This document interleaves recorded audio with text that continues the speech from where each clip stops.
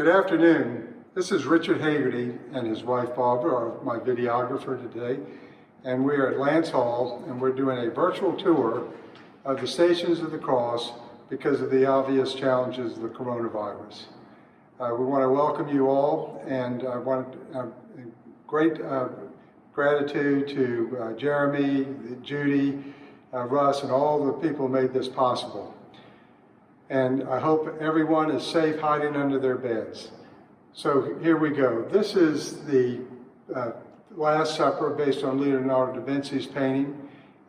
There's a bicameral face in Jesus, two brains, and representing the duality. And there's the doubting Thomas pointing to him. This is the point where Christ announces to the apostles, someone here has betrayed me. Station 1. Jesus is condemned to death by Pilate. Jesus' elaborate role identifies him as King of the Jews. He also has the number 888, which is the Greek symbol for Christ. The Paleolithic bird man, a ubiquitous shamanistic symbol, appears on the right. A man watching football on TV in a car shows a contemporary indifference to what is going on here. From Hindu mythology are two birds in a tree. One eats the fruit, an action which represents the sensual realm. The second bird is content not to eat the fruit, a non-action that is indicative of wisdom and spiritual bliss. Station 2. Jesus takes up the cross, the instrument of Christian salvation. The young man lower left has his eyes closed. He is tuned out, oblivious.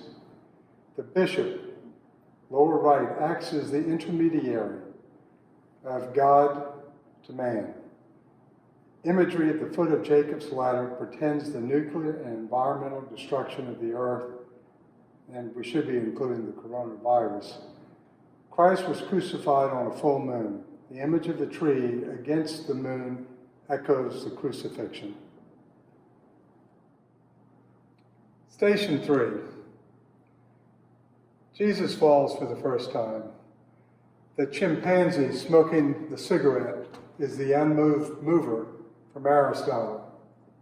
How can an all-powerful father witness the spectacle without interfering? The sailboat in the ocean. Life is going on as usual. Station 4. Jesus meets his mother. She knows the sorrow in every mother's heart who loses a child. Lily of the fields are associated with Mary's tears, we're told by Maru.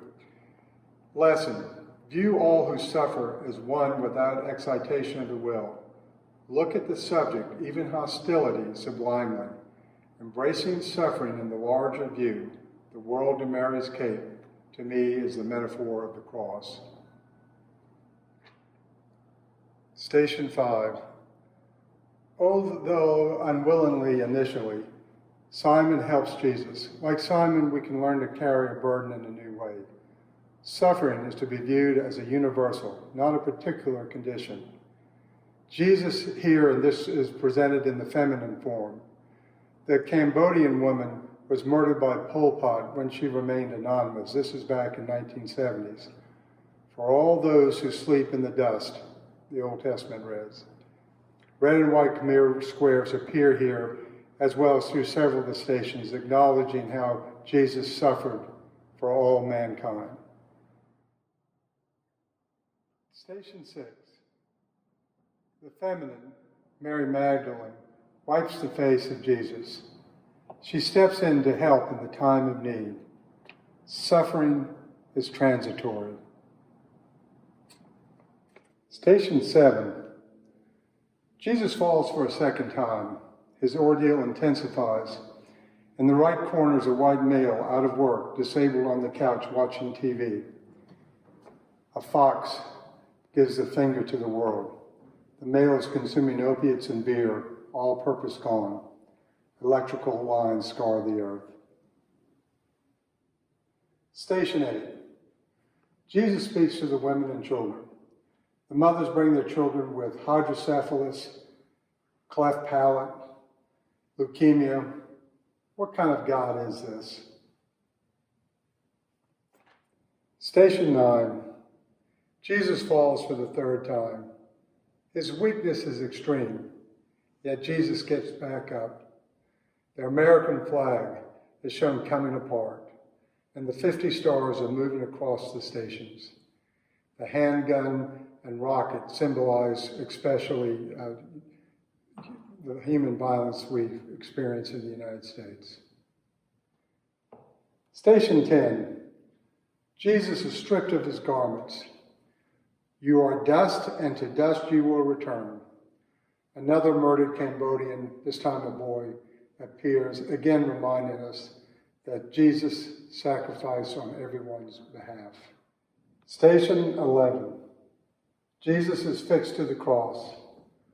Hard not to feel the pain Jesus experiences here, but we must try to see beyond our hostility. For surrealism to work, it must be both familiar and surprising. Station 12, the denouement. Finally, the suffering for Jesus is over, but not for those who are left behind. But now we are in a better prayer to deal with it. We are all equal before Christ.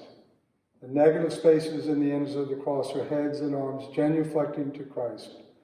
The Gnostic symbol is prominently displayed at Christ's feet. Angel wings appear.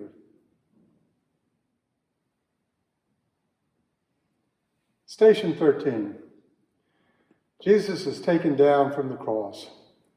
Water comes from his chest wound, probably from a pericardial effusion, and symbolizes the essence of life in baptism.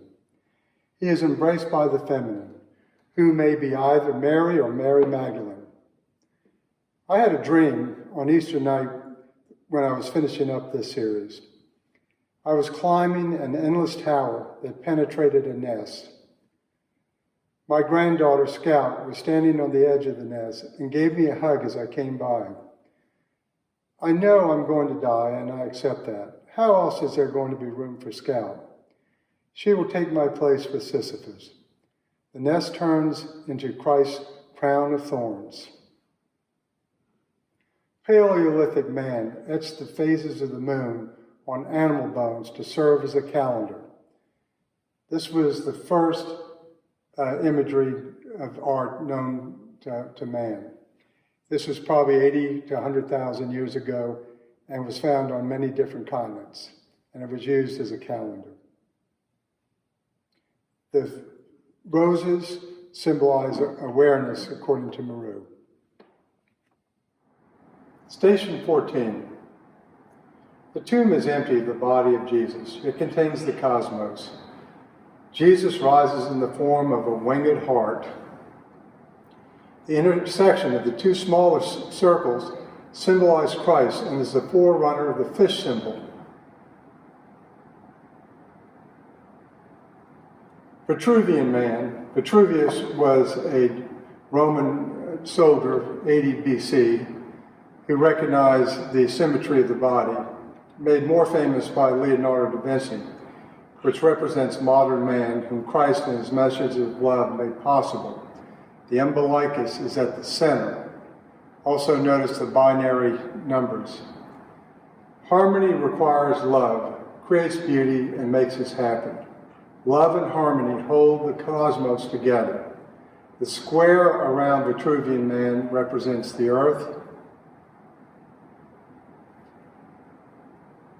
and the encompassing largest circle, the universe. The fruit represents paradise. Here we find the Birdman again and the Buddha meditating and the rising phoenix.